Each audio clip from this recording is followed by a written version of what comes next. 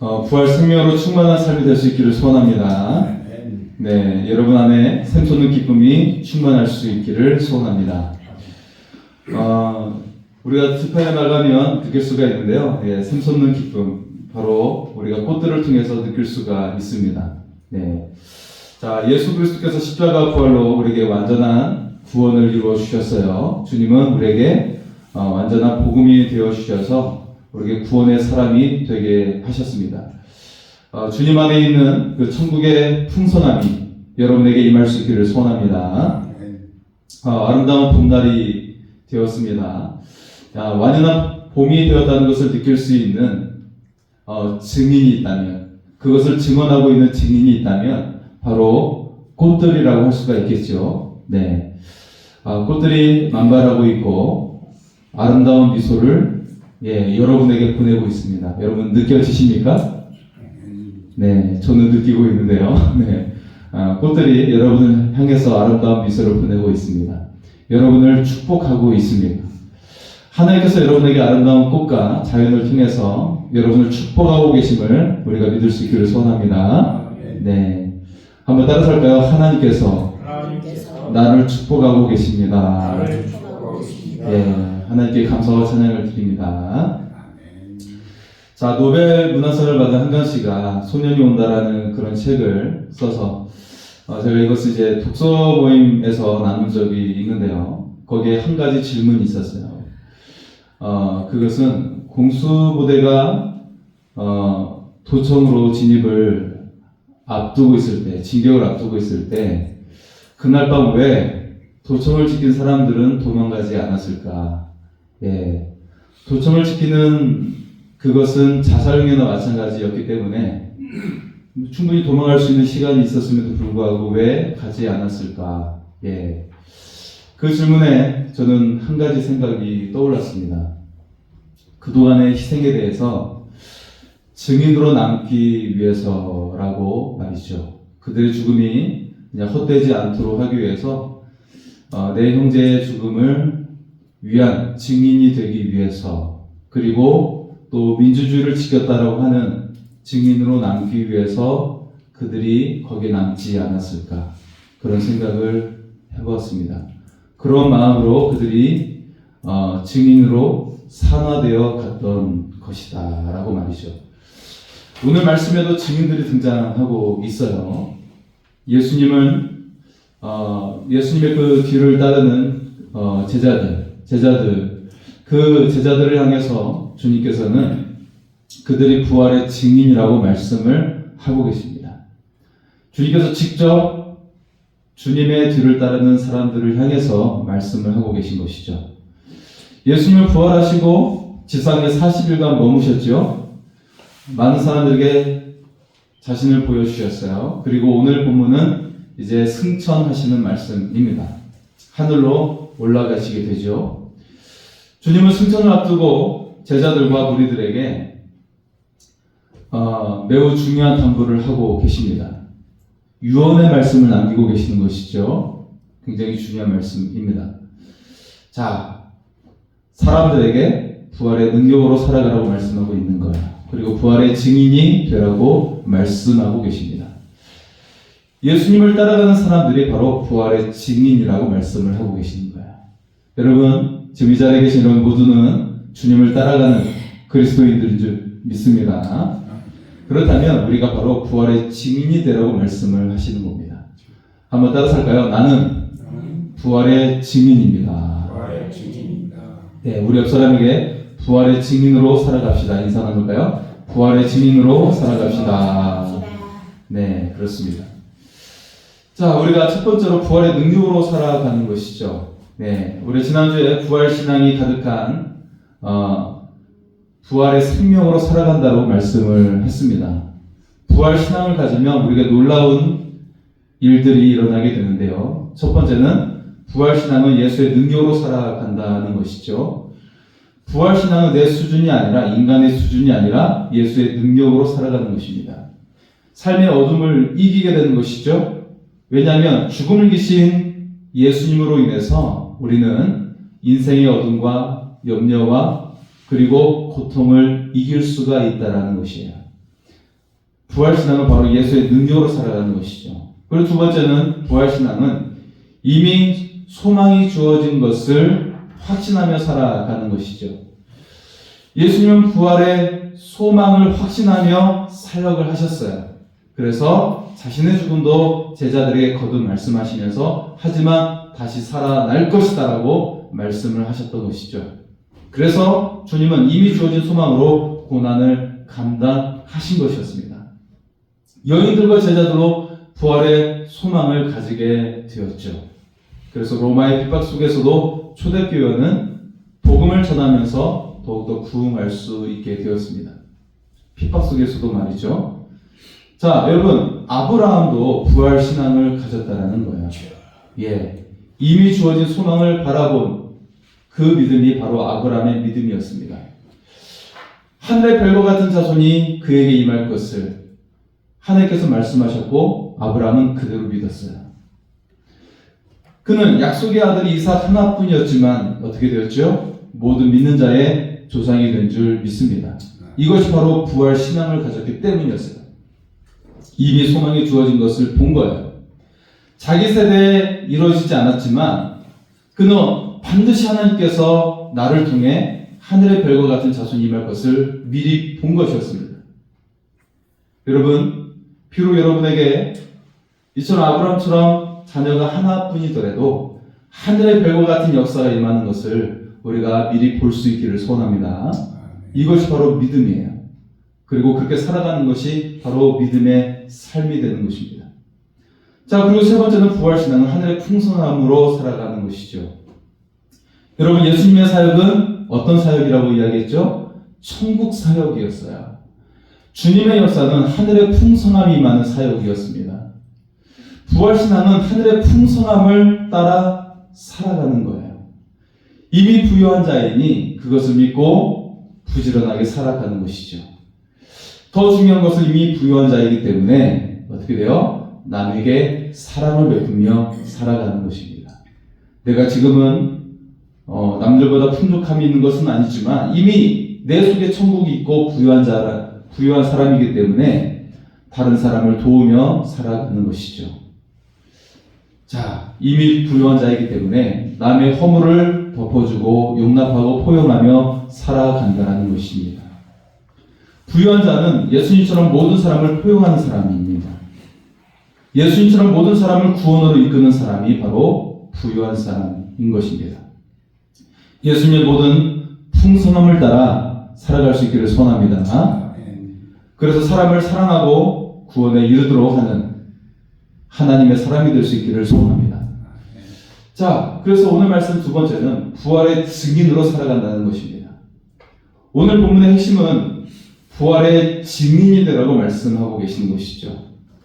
부활의 사람은 부활의 증인으로 살아가는 거예요. 부활의 능력이 내 속에 임했다면 부활의 증인으로 살아가게 된다는 것입니다. 오늘 예수님은 48절에 말씀하고 있어요. 너희는 이 모든 일의 증인이라. 무엇에 대해 증인이라고 말씀하고 있는 것일까요? 예.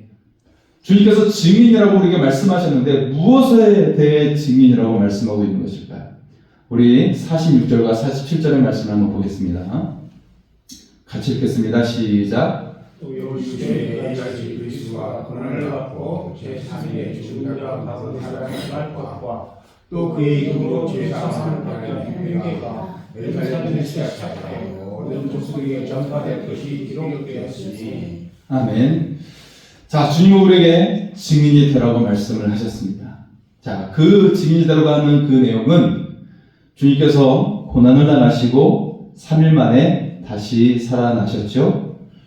또 그 이름으로 죄사함을 받고 모든 사람이 회개를 전파하라고, 모든 사람이 받게 되는 회개를 전파하라고 말씀을 하셨습니다. 이 일에 증인이 되었다라고 말씀을 하고 계신 것이죠. 주님 우리에게 부활의 증인이 되라고 말씀을 하고 있습니다. 자, 여기에는 네 가지가 들어가 있어요. 네 가지 의미에 있어서 증인이 되라고 말씀을 하고 있습니다. 첫 번째는 예수의 부활을 경험한 증인으로 살아가라고 말씀하고 있습니다. 자, 주님의 제자들은 예수님의 부활을 경험했어요.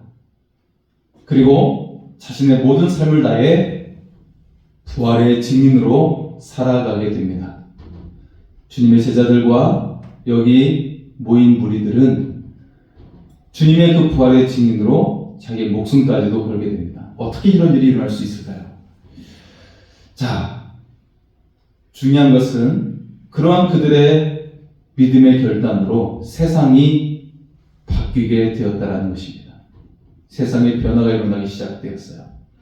제자들은 죽음의 시간으로 살지 않았다는 거예요. 제자들은 죽음을 이긴 삶이 되었습니다. 다시 사는 부활의 삶으로 그들은 살았다는 것이죠. 여러분, 오늘날 수많은 사람들이 살아있다고 하지만 죽겠다고 말하죠.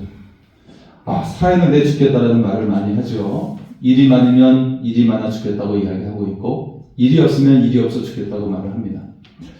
배고프면 배고파 죽겠다고 이야기하고 있고, 배부르면 배불러 죽겠다고 말을 하고 있어요. 사람들의 의식 속에 죽음이 지배하고 있다는 것입니다. 죽음이 두려워서 인생을 제대로 살아가고 있지를 못합니다. 죽음이 두려워서 무당을 찾아가기도 하고 있고, 젊은 사람들은 타로점을 보기도 하고 있는 것을 볼 수가 있어요. 여러분, 홍대를 한번 가보십시오. 점 치는 곳이 굉장히 많이 있는 것을 볼 수가 있습니다. 젊은이들의 거리에 그런 것도 같이 함께 존재하고 있는 것을 볼 수가 있어요. 왜냐하면 미래가 두렵기 때문에 젊은이들을 그렇게 노리고 있는 것을 볼 수가 있습니다. 여러분, 부활의 주님을 믿는 사람은 죽음의 지배를 당하지 않습니다. 죽음의 권세를 이기고 부활하신 예수님을 통해 우리는 죽음에 지배당하지 않고 두려움에 지배당하지 않는 것입니다. 주님께서는 죽음의 권세를 물리치셨습니다. 그 죽음을 이기시고 다시 살아나셨습니다. 그 권세가 믿는 우리들에게도 동일하게 임하는 것을 우리가 믿을 수 있기를 소원합니다. 이런 주님을 믿는 자마다 주님과 함께 죽음의 권세를 이기는 것입니다. 더 이상 두려움에 지배당하지 않습니다. 오직 하나님의 약속에 인도를 받게 됩니다. 하늘의 상급이 있습니다. 하늘의 영광이 임하게 됩니다. 그런 은혜를 누리며 살아갈 수 있기를 소원합니다. 두 번째는 예수님의 고난에 대해 증언하는 것입니다. 오늘 말씀에 주님께서 무엇을 먼저 말씀하고 계시죠? 너희가 증인되라고 말씀하는 그 내용에 있어서 가장 먼저 말씀하시는 내용은 그리스도가 고난을 받았다는 사실을 증언하라고 말씀하고 계신 것입니다. 자, 주님의 고난이 무엇을 위한 고난인지 안다면 여러분들이 정말 복된 소식이 되는 거예요. 자, 주님의 고난은 바로 우리를 위한 고난이었어요. 우리가 인생에서 고난의 짐을 짊어지며 살아갑니다. 인생에서 먹고 사는 것이 만만한 일이 아니죠. 비록 내가 좋아하는 일이 아니더라도 일을 해야 먹고 살 수가 있어요. 비록 내가 원하는 일이 아니더라도 일을 해야 더 나은 삶을 살 수가 있는 것이죠. 그런 우리에게 주님은 말씀하십니다. 우리를 위해 주님께서 고난 당하셨다라는 거예요. 누구를 위해서요? 한번 따라서 할까요? 나를 위해. 나를 위해. 주님께서 고난 당하셨습니다. 그렇습니다. 그것은 우리의 존재에 대해 말씀하고 있는 거예요. 우리가 바로 주님의 생명과 맞받은 존재라고 하는 사실입니다. 우리가 바로 주님의 고난으로 인해 저주에서 벗어나게 된 것입니다. 그리고 영광스러운 하나님의 자녀가 된 줄 믿습니다. 이 사실은 너무나도 중요한 것이죠. 우리에게 고난이 없다라는 말이 아니에요. 주님은 우리를 위해 친히 고난을 받으셨습니다. 우리도 마찬가지로 고난이 있습니다. 그런데 우리를 위해 스스로 고난당하신 주님 때문에 고난을 이긴다는 것입니다. 나를 저주에서 벗어나게 하신 주님 때문에 고난을 감당할 수가 있다는 것입니다. 나를 영광스러운 하나님의 자녀되게 하신 주님 때문에 고난을 능히 감당하고 이긴다는 것입니다. 그리고 그 너머에 영광을 바라보는 사람으로 살게 될 줄 믿습니다. 그 너머의 영광은 무엇일까요? 하늘 보좌 우편에 앉으신 예수님과 함께 누리는 영광인 줄 믿습니다. 주님과 같이 주님의 재림의 날 우리가 제외하게 될 때 받게 되는 하늘의 영광인 줄 믿습니다. 그 영광을 바라보며 지금 나에게 있는 고난을 능히 감당하고 이기며 살아가는 주님의 사람이 될 수 있기를 소원합니다. 자, 세 번째는 예수님께서 제3일의 죽은 자 가운데서 살아나심을 증언하는 것입니다. 여러분, 예수님이 죽으셨어요. 하지만 다시 살아나셨습니다. 우리들도 죽을 수 있어요. 그러나 다시 살아납니다. 주님이 부활의 우리의 맏형이 됐어요. 우리의 첫 번째 형이 되었다는 것이죠. 이 사실이 우리에게 죽음의 공포를 뛰어넘게 합니다. 두려움의 공포에서 이기게 합니다. 인생의 두려움을 극복할 수 있게 한다는 것이죠. 세상에 감당할 수 없는 위대한 믿음의 사람이 되는 거예요. 어떤 것도 감당할 수 있는 믿음의 사람이 될 줄 믿습니다. 그리고 네 번째는 예수님께서 죄사함을 모든 족속에게 행하심을 증언하라고 말씀하고 있어요. 죄사함은 너무나도 놀라운 선물이 되는 것이에요. 예수님의 그 십자가의 죽으심과 부활을 믿는 자마다 죄사함을 받게 된다라고 말씀하고 있어요. 자, 우리의 옛사람은 십자가에 죽었죠. 하지만 주님의 부활과 함께 우리는 부활의 새 사람이 되는 것입니다. 이것이 바로 우리가 받은 세의 의미라고 여러분에게 말씀을 드렸습니다. 세례는 원래 침례죠. 물속에 완전히 들어갔다가 나오는 거예요. 그래서 여러분, 침례교는 목욕탕이 다 있습니다. 예. 왜냐하면 침례를 행하기 위해서 목욕탕이 다 있어요. 물에다 빠뜨렸다가 다시 건져내야 되기 때문에 있어요. 네. 없으면 그걸 대체할 수 있는 거라도 있습니다. 저희도 사실 침례를 하는 게 가장 좋은 것 같아요. 기독교는 상징의 종교이기 때문에 이런 상징적인 의식이 있어야만 우리가 내가 죽었구나 라는 것을 의식하며 살지 않겠습니까? 자, 물속은 완전히 죽었다라는 의미예요. 물속에 들어가면 내가 완전히 죽었다. 물속에 나오면서 내가 부활의 주님과 함께 다시 살아났다 라고 말씀하고 있는 것입니다. 이것을 온몸으로 물속에 들어가 느끼면서 이것을 항상 간직하며 살아가는 거예요. 여러분이 받았던 세례의 그 경험을 지금도 간직하고 계십니까? 저도 고 이준희 목사님께 세례를 받으면서 고등학교를 할 때 그 목소리, 그 음성을 지금도 느끼고 있고 그때 느꼈던 물의 느낌 간직하고 있습니다. 내가 죽었어요. 그리고 내 속에서 주님이 다시 살아나셨어요. 부활의 주님이 내 속에서 부활의 사람으로 살게 하신 것입니다.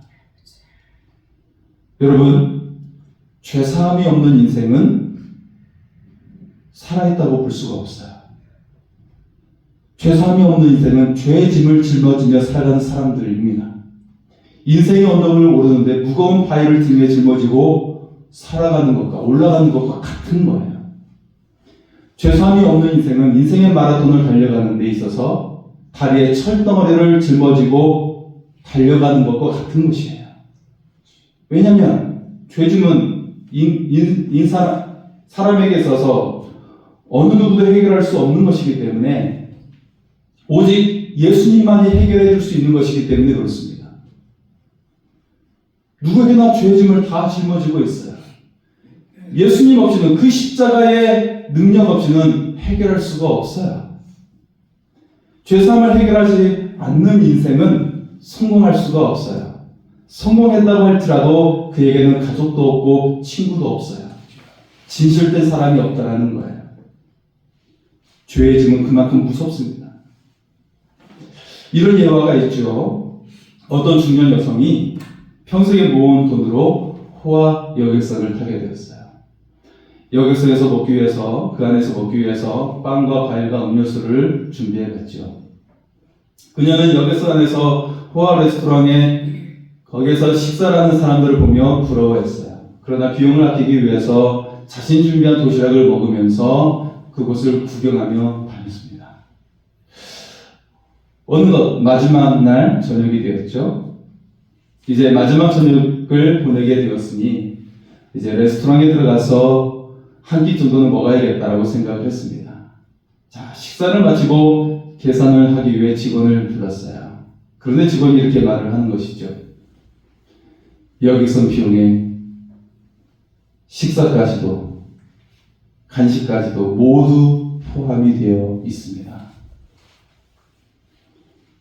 얼마나 억울할까요? 네. 모든 비용이 여기선 비용 안에 포함되어 있는데 그 맛있는 음식들과 그리고 음료수와 간식들을 먹지 못하고 누리지 못했으니 그 안에 수영장까지도 다 포함된 비용이었는데 그것도 누리지 못했으니 우리가 예수님을 믿고 구원받는 그 순간 우리는 죄사함을 받습니다. 주님의 그 십자가 앞에서 회개하면 우리의 모든 죄의 짐은 다 해결되는 것입니다. 더 이상 인생의 무거운 짐을 지지 않고 살아갈 필요가 없습니다. 주님의 구원 안에는 하늘의 놀라운 선물이 모두 다 담겨 있습니다. 주님의 구원으로 우리는 하나님의 자녀도 되고 하나님의 아름다운 약속을 받는 존재로 살아가게 됩니다. 주님을 믿는 동안 우리에게 주시는 여러 가지 선물들을 누릴 수가 있습니다. 기도도 응답을 받게 되고 하늘의 은총이 늘 언제나 함께 있음을 보게 되는 것입니다. 기도 응답 받을 때만 하나님이 아니라 우리의 모든 순간에 하나님은 여러분의 하나님이 되시는 것입니다. 일이 잘 될 때만 나의 아버지가 아니라 우리의 모든 순간에 내가 슬프고 힘들 때도 내가 고통스러울 때도 하나님은 우리의 아버지가 되시는 것입니다. 하나님의 자녀로서 하나님 아버지의 풍성한 은혜를 누리며 살아갈 수 있기를 소원합니다. 우리의 하나님 아버지는 속이 좁은 분이 아니라 굉장히 넓고 그 경계를 우리가 알아볼 수 없는 한이 없으신 그 넓으신 하나님이 되시는 것입니다. 우리의 생각으로서 하나님을 우리가 한정 짓지 아니하고 그 경계를 짓지 아니하고 그 풍성하신 하나님의 은혜를 누리며 살아가는 하나님의 자녀가 될 수 있기를 소원합니다. 마지막 세 번째는 증인은 위로부터 능력을 얻게 된다는 것이죠. 한번 따라서 할까요? 증인은 위로부터 능력을 얻습니다. 우리 옆 사람에게 위로부터 능력을 얻읍시다. 인사하니까요. 위로부터 능력을 얻읍시다. 주님은 우리에게 놀라운 말씀을 하고 계세요. 그것은 우리에게 하늘로부터 능력이 임하게 될 것이라고 주님께서 말씀하고 계신 것입니다. 우리 49절의 말씀 한번 볼까요? 같이 읽겠습니다. 시작. 우리가 아버지께서 하신 것을 너희에게 보내니 너희는 위로부터 능력으로 입혀질 때까지 있으라. 할렐루야. 이 능력, 그 능력이 임할 때까지 이 성에 머물러 있으라 라고 말씀하고 있습니다. 이 성은 바로 예루살렘 성이죠. 그리고 예루살렘 성 안에 있는 마가의 다락방입니다. 자, 여기에서 우리는 세 가지 사실을 알 수가 있는데요. 첫째는 성령을 통해 위로부터 능력이 임한다는 것입니다. 성령님 오순절 날 마가의 다락방에서 주님을 믿는 무리들이 함께 기도할 때 임하게 되었죠. 자, 누가복음의 저자, 우리가 읽은 누가복음의 저자인 누가는 이 복음서 외에 속편을 쓰게 되죠. 바로 사도행전입니다. 놀라운 소식을 들은 주의 제자들과 그리고 여인들, 주의 성도들은 주님이 승천하신 후에 큰 기쁨으로 예루살렘을 향해 갔다라고 말씀하고 있어요.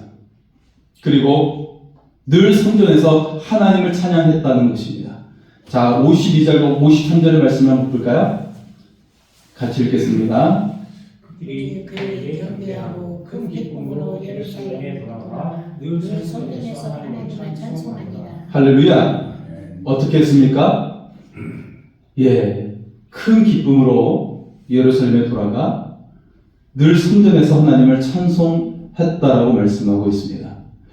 만약 여러분에게 부활의 기쁨이 있다면, 부활의 주님을 만났다면, 내가 직접 만났다면 어떻게 하겠습니까? 그 기쁨이 너무나도 내 속에서 넘쳐서 늘 성전에서 모이고 하나님을 찬양하게 될 것입니다. 지금 주님의 부활과 그리고 주님의 하늘로 올라가시는 모습을 목격했던 주의 사람들이 어떻게 됐어요? 늘 모이는 거예요. 성전에 있는 것을 즐거워하는 거예요. 여러분, 부활의 기쁨이 있습니까? 부활의 주님을 만났습니까? 그렇다면 그 기쁨을 가지고 성전에 모이기를 힘쓰고 하나님을 찬양할 수 있기를 소원합니다. 성전에 모이는 것을 기뻐하는 사람이 될 수 있기를 소원합니다. 우리 옆 사람에게 성전에 모이는 것을 기뻐합시다. 인사 나눌까요? 성전에 모이는 것을 기뻐합시다. 우리가 성전에 모이는 것을 기뻐할 수 있기를 바랍니다. 이 사람이 바로 주님의 부활을 목격한 사람이 되는 거예요. 경험하는 사람이 되는 것입니다. 그 능력을 누리며 사는 사람이 되는 것입니다. 반드시 여러분에게 갑절의 응답이 여러분에게 임하게 될 줄 믿습니다. 여러분 삶에 놀라운 예수 그리스도의 역사가 임하게 될 줄 믿습니다. 그리고 두 번째 우리가 깨달을 수 있는 것은 하나님의 말씀을 통해 위로부터 능력이 임한다는 것입니다. 그들이 마가의 다락방에서 모여서 기도를 했어요. 그런데 그들이 기도할 때 주의 말씀을 통해 기도했다는 것입니다. 하나님의 말씀은 능력이 있어요. 왜냐하면 말씀으로 천지와 모든 만물을 창조하셨기 때문에 그렇습니다. 주의 말씀을 의지하면 여러분 창조의 능력이 임하게 될 줄 믿습니다. 별로 믿지 않습니까? 주의 능력의 말씀을 믿으면 여러분의 삶에도 새로운 창조의 역사가 일어나게 될 줄 믿습니다. 아름다운 일이 일어나게 될 줄 믿습니다. 반대로 세상의 말로 힘들다고 어렵다고 그 말이 우리 속에서 많으면 그것도 그대로 되는 거예요. 왜냐하면 주의 말씀에 너희 말이 한 대로 너희 입술에 그 말한 대로 내가 그대로 이루도록 하겠다라고 하나님께서 말씀하셨기 때문에 우리가 말한 대로 그대로 되는 것입니다. 그렇기 때문에 우리가 인간의 말이 아니라 하나님의 말씀으로 고백함으로 아름다운 역사가 여러분의 삶 가운데 일어날 수 있기를 소원합니다. 하나님의 말씀에 능력이 있어요. 모든 관절과 골수를 쪼개고 우리를 수술하고 강건하게 하시는 말씀이 되는 것입니다. 매체에서 여러 가지 가정 문제를 다루고 있어요. 솔루션을 제공한다고 이야기하고 있죠.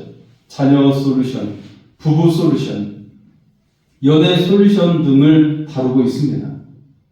그만큼 가정의 문제가 많고 사람과의 관계를 맺는 것이 쉽지 않기 때문에 그런 걸 볼 수가 있죠. 그런데 인간의 기준과 수단은 한계가 있어요. 주님의 말씀을 함께 받아야 한다는 것입니다. 말씀이 사람을 변화시키는 능력이 되기 때문에 그렇습니다. 여러분 한번 생각해 보세요. 내가 논리적으로 상대에게 설득을 시켰어요. 그러면 그 사람이 내 사람이 됩니까? 절대 되지 않습니다. 그 사람을 만약에 설득을 시켰어요. 그러면 그 사람은 기분이 나빠져서 상대하고 싶지 않게 됩니다. 왜냐하면 사람은 어둠 속에 있기 때문에 그렇습니다. 어둠 속에 있기 때문에 논리적으로 그 사람을 내가 이겼어요. 그 사람은 나를 원수로 생각해요. 우리가 어둠 속에 있기 때문에 그렇습니다. 하나님의 말씀을 함께 받아야 한다는 거예요. 하나님의 말씀은 우리를 변화시킵니다. 하나님의 말씀은 우리에게 빛을 비춥니다. 그래서 어둠의 영이 떠나가게 되는 거예요. 우리에게 드려진 어둠의 역사가 떠나가면서 우리는 빛 가운데 나오면서 서로를 진정으로 포용하고 사랑할 수 있는 사람으로 바뀌게 된다는 것입니다. 어둠에 사로잡힌 사람이 빛 가운데로 나오게 되는 것입니다. 주의 말씀을 통해 위로부터 이제부터 능력이 임하게 되는 거예요. 그래서 변화가 시작되는 것입니다. 치유가 시작되는 것입니다. 회복이 시작되는 것입니다. 그리고 하나님의 가득한 사랑의 마음이 우리 속에 들어오게 되는 것입니다. 하나님의 넉넉한 마음이 우리 속에 들어오게 되는 것입니다. 그래서 하나님의 말씀을 함께 받아야 한다는 것입니다. 우리가 그 말씀의 능력으로 우리가 서로 관계가 회복되어지고 치유되는 은혜가 임할 수 있기를 소원합니다. 마지막 세 번째는 하나님의 우편에 계신 예수님의 권능이 우리에게 임하게 된다는 것입니다. 여러분, 하나님 우편에 계셨다는 말은 주의 권능이 임했다라는 의미인 것이죠. 여러분, 한국 사람은 일본을 가도 한국 사람이고 미국을 가도 한국 사람이죠. 일본 갔다고 해서 우리가 일본 사람이 되는 게 아니에요. 미국 갔다고 해서 우리가 미국 시민권자가 되는 게 아니죠. 네, 절차가 굉장히 복잡합니다. 하나님 나라 백성은 이 땅에 살아도 하나님의 백성이 되는 거예요. 이 세상에서 살아갈 때 세상 사람처럼 살다가 죽을 때 하나님 나라 백성으로 되는 것이 아닙니다. 내가 이 땅에 사는 동안 세상 사람들처럼 살아야지, 그리고 죽어서는 하나님 백성 되어야지, 그럴 수 있는 게 아니에요. 우리는 죽을 때 거듭나는 것이 아니라 예수 믿을 때 거듭나는 것입니다. 하나님의 나라는 죽고 가는 것이 아니에요. 예수 믿었으면 여기서부터, 지금부터 하나님의 백성으로 살아가는 것입니다. 이미 하나님의 백성이 되어 살아가는 거예요. 여러분, 우리의 삶이 언제나 예수님께서 임재하심을 주장할 수 있기를 원합니다. 그래서 내가 하나님의 백성이 된 것을 늘 고백하며 믿으며 살아갈 수 있기를 소원합니다. 하나님의 능력의 역사가 이미 내 속에 임하였음을 믿으며 살아갈 수 있기를 소원합니다. 기도 응답 잘 될 때만 임한 것이 아니라 언제나 항상 내 속에 예수 그리스도의 능력이 임하였음을 우리가 믿으며 살아갈 수 있기를 소원합니다. 정말 기분이 좋아할 때만이 아니라 언제나 주님의 지혜가, 성령님의 지혜가 여러분 속에 임하였음을 믿으며 살아갈 수 있기를 소원합니다. 주님이 나와 함께 하심을 우리가 믿고 주장하며 살아가는 것입니다. 주님의 권능이 임하였음을 주장하는 것입니다. 여러분의 가정에 예수님이 임재하심을 선포하는 것입니다. 그러면 여러분의 가정에 하나님의 나라가 임하게 되는 것입니다. 어둠이 힘을 쓸 수가 없어요. 두려움이 떠나게 될 줄 믿습니다. 여러분의 삶과 가정에 하나님의 나라가 임함을 믿습니다. 하늘의 풍성한 은혜가 여러분의 삶과 가족 속에 임하게 될 줄 믿습니다. 부활의 능력으로 살아가며 어둠과 두려움을 쫓아냅니다. 예수님의 부활의 그 능력으로 주님의 부활을 증거하며 천국 백성으로 살아갈 수 있기를 소원합니다. 저와 여러분 모두 하나님의 나라를 누리며 살아갈 수 있기를 소원합니다. 그리고 부활의 증인이 되어 하나님의 나라를 전하며 살아갈 수 있기를 소원합니다. 우리 살아계신 주님을 찬양하며 함께 기도하겠습니다.